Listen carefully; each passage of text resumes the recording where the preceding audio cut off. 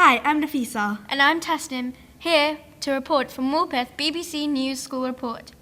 Coming up on our programme, an exclusive interview with the Oscar-winning film director Danny Boyle, a special report on the Bethnal Green Tube disaster memorial, and interviews with Morpeth's very own table tennis stars. But first, the top news stories for today. Charities unite to launch a fundraising appeal to help Syrian refugees. George Osborne introduced a new government budget, putting the amount the government will spend and the new tax rates. Twitter is celebrating its 7th birthday and millions are inspired by National Poetry Day. Our first story. The Syria appeal has launched today. More than 8,000 people are leaving Syria every day, with many Syrian fleeing to refugee camp in Jordan. This is costing more than £150 million. The Syrian appeal is officially launched today by the multiple British aid agencies. The members include the British Red Cross, Catholic Care International UK, Oxfam and Save the Children. There is an urgent need for this fund. More than 3 million Syrians were forced to flee their homes and the violence continued to spread. George Osborne has now introduced his new budget, in which he says that the budget is for people who work hard and want to get on with life. He also suggests that the new budget will lower their deficit by a third, not a quarter. In his speech, he says that the GDP growth this year will only be by 0.6 pc. In his budget, he is investing more housing, though he does not suggest how it will affect people who are in debt or how it will affect education around the UK. And our final report is dedicated to Twitter. Today, Twitter is 7 years old. Twitter is a social networking site. It brings you closer to your favourite people and organisations. There are more than 200 million Twitter users, which makes it a very popular site. Anybody who is anybody has it. And here is our top 3 followers. At 3, Katy Perry with over 33 million followers. At number 2, Lady Gaga with over 35 million followers. But the first is Justin Bieber with over 36 million followers. Many teenagers use Twitter and love interacting with friends. We interviewed a few of our friends about how and why they use Twitter. I use Twitter and I think it's really good. I can communicate with friends, I can communicate with celebrities, I can complain or comment to celebrities. You can use it to negotiate with other people, you can use it to have a chat or conversation with other people. Twitter is simple, so that's why young people can use it. Over to Anissa and Lewis at the Bethnal Green Memorial site. Wow, that was really interesting. Yeah. Now we go over to our exclusive footage of the Danny Boyle interview. Hi, I'm Nafisa and I'm reporting for BBC News School Report. Oscar-winning Danny Boyle, director of Slumdog Millionaire and the opening ceremony of the Olympics, came to our school to open a new building. BBC News School Report got an exclusive interview with this local hero. Thank you. We hope you enjoyed your visit. Do you mind if I call you Danny? Yeah, no, please, I do. It'd be much better if you did, yeah. So how you been? Yeah, good. How do you think our school has changed since your last visit? Well, it's, I mean, it's much more, this new building is amazing, really, and is a fantastic resource. You know, to have a special needs area like that and to have so much provision now for music and the arts and sport is fantastic. Because in a modern school, just like in a modern economy, you're going to have to, it's not just about the core subjects that they call like English, maths and science. It's about other skills as well, which people need to develop. You know, that's one of the ways the country will make its way is getting the culture out of people as well and encouraging culture in people as well. You know, because we're a post-industrial economy, as they say. And that means, you know, not building motor cars anymore, but it means other things as well, which is music. And we are the second largest producer, seller of music in the world after America, you know. And so and so to see this school, you know, and its provision for music and to see the drummers who we just saw, you realise that's a fantastic skill. And then you've got all the other things like sport. It's a great school for table tennis, isn't it? That's one of the things that's developed since my son was here, Gabriel, my son was here for 6 years. And and table tennis was big then, but it's got even bigger, you know. So it's amazing. And I was just watching them play, which was frightening. I was going to say, "Oh, I can do this," and then I just decided not to. Yeah. Hi, I'm Lucy. So, did your school life inspire you in any way? Yes, I had a teacher called Mr. Unsworth, and his nickname was Ticker. He was quite a severe disciplinarian, but he loved English. He was an English teacher, and he loved teaching us. I went to an all-boys school. It was all boys, and he used to teach us Jane Austen novels. Do you know who Jane Austen is? No. She's a writer from the 19th century, late 18th, early 19th century, and she wrote some amazing books called Sense and Sensibility, Emma, Pride and Prejudice. Very, very. You'll come across her eventually as you watch movies, and maybe you'll go to the books. Amazing writer, but very feminine. And so he would make all these boys, 30 boys, read Jane Austen. And something clicked for me about just the arts and about, writing and culture. And then eventually he started doing plays as we got a bit older. We got to about 14, 15. We would do plays on the main stage, and he would direct the plays for us. And that's where I got a taste for it. And then eventually he took us on a school trip, and he took us to Stratford, where the Royal Shakespeare Company were performing a play. And we all went there on a day. And there were about 40 of us on a bus, and they were smoking at the back, and they got in trouble, and all the usual shenanigans that goes on. But it was a fantastic day out, and it was really shaped and I said to him, I asked his advice eventually. I said, what shall I do? Because I didn't know what to do, and my mum and dad really wanted me to go into banking or teaching or something like that, and which would have been a good profession. And he said, I think you should do drama at college. Why don't you give it a go at drama at college? So he was pivotal for me in shaping what I did later on in my life. Yeah. Okay, thank you. Hello, my name is Mahir, and I'd like to ask you one thing. We understand you wanted to be a priest. Is that right? Yeah. When I was just telling Lucy, I had the teacher who taught me English. There was another teacher who was because I went to a religious school, and my mum was very religious, very Catholic, and she wanted me to be a priest, and I was meant to go to a priest school, and this other teacher told me not to go and be a priest because he didn't think I was cut out for it. And that was like I was 12, 13. And then other things start to kick in, like girls and music, pop music, and all that kind of stuff begins to kick in, and you find out who you really are then, really. It's a bit early to decide. So I was glad not to go and do that, and to do something else, yeah. Thank you. Hello, my name's Tahmid, and how did you go from driving a truck to directing films? Well, it's weird. Because people often expect you to be able to point young people in a direction and say, go through that door and you can be in the movies, or that door and you can be in the theatre, or that door and you can be in television. It doesn't really work like that. Because if it did, there'd be a long queue at those doors of, rich people at the front and poor people at the back, the usual stuff. There'd be that. And it doesn't really work like that. My own belief is it's more to do with obsession. If you're obsessed with a subject, or you love drama, or whatever it is, you keep at it. And the ones who are doing it for the wrong reasons, like because they think it's glamorous, will give up eventually because they can't find the door to go through. But the mad ones who just keep going, well, finally, you wake up one day and you're on the other side of the door. You think, how did I get here? And when you're inside, and then you tend to get promoted inside. You work on one job, and somebody says, come and work on this other job, and then you start to do more ambitious things. And I started driving a truck and sweeping up, and then I got more responsibilities as a stage manager, and then eventually I got to do like bits of directing, play readings, and then a little directing in a little studio theatre, and it goes on from there, And eventually I went to television, to the BBC in Northern Ireland, and learnt how to use a camera. And then eventually I got a film, and the film was successful, which is another big factor if it's, the film was successful. So I got another film, and so it goes on like that.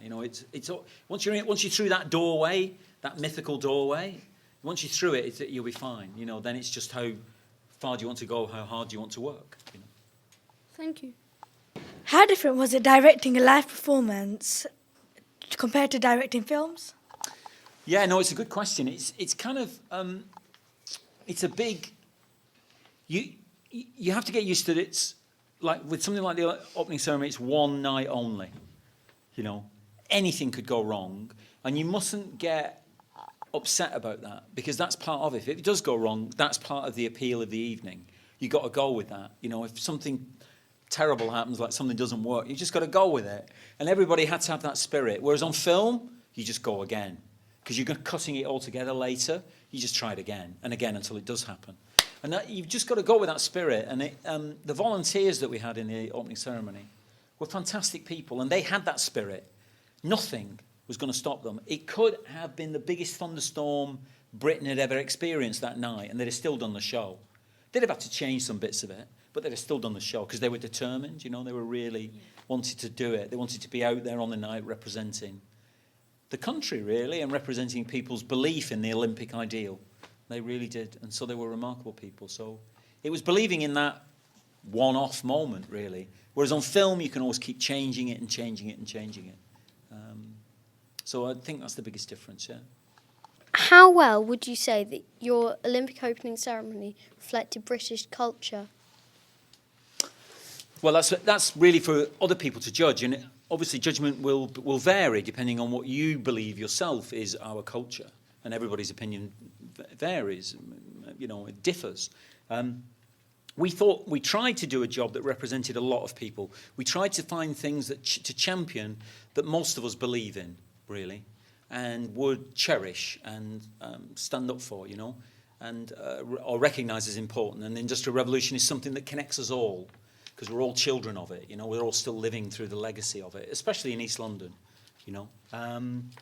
So that was, and the National Health Service is something that we have a universal healthcare system. If you're taken ill, you don't have to produce a credit card to the ambulance to say, take me to hospital. You are treated. We all pay our taxes and we treat you. And if you have to be in the hospital your whole life, we treat you. We look after you, you know. And that philosophy is something I think we all really believe in. And funnily enough, there are private hospitals. But if you get really ill,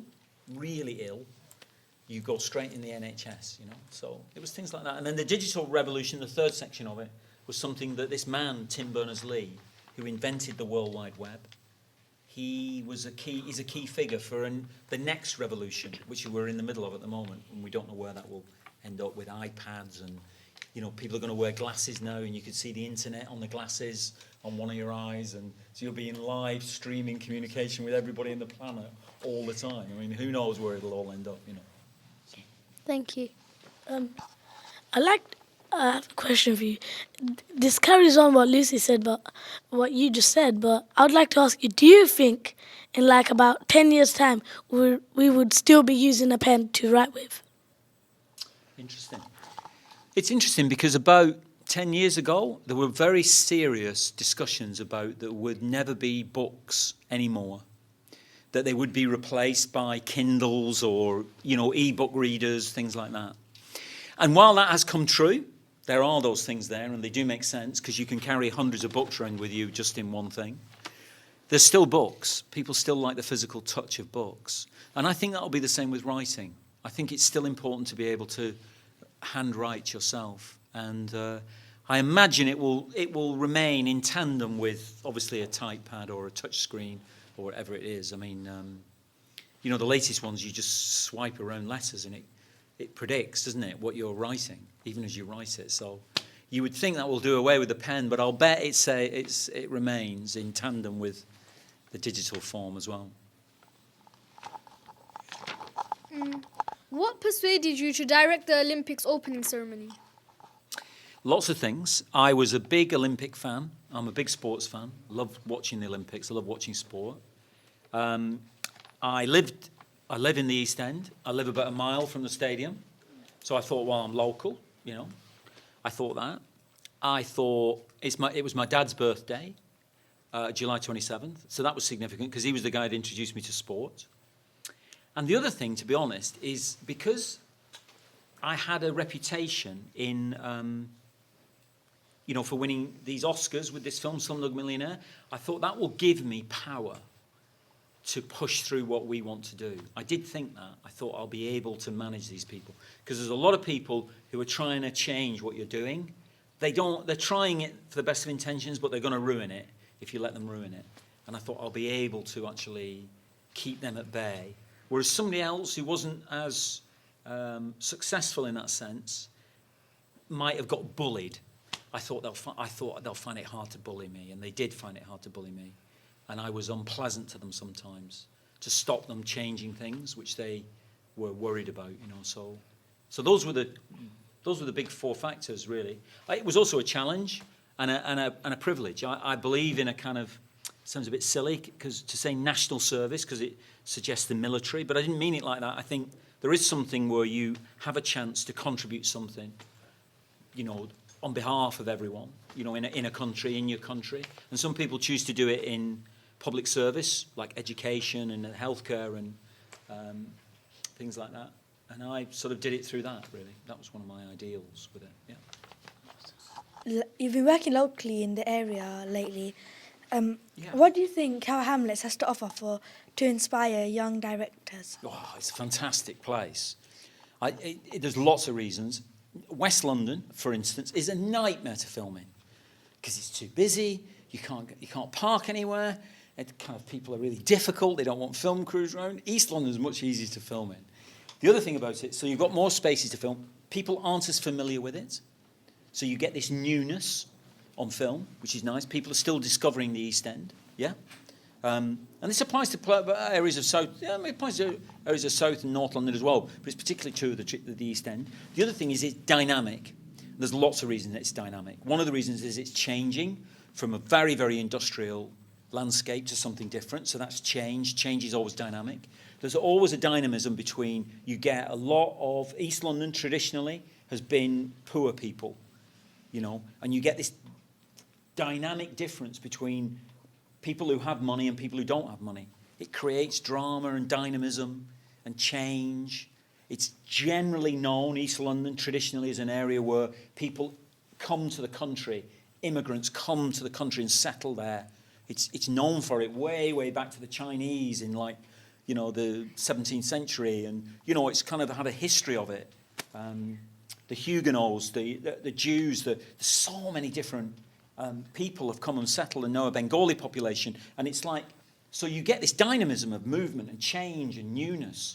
And it's very, for a film director or a person interested in drama, it's very dynamic. Rather than somewhere that doesn't change a lot, just slowly moves a bit, you know. It's very, very dynamic. Visually, it's extraordinary. You've got amazing things. The river is so incredible. If you go out that river, you know, have you been out to the Thames Barrier? You done that? You know, stuff like that visually, it's like pretty cool, you know. Now that we've heard a bit about your past, what are your plans for the future? Oh, right, okay.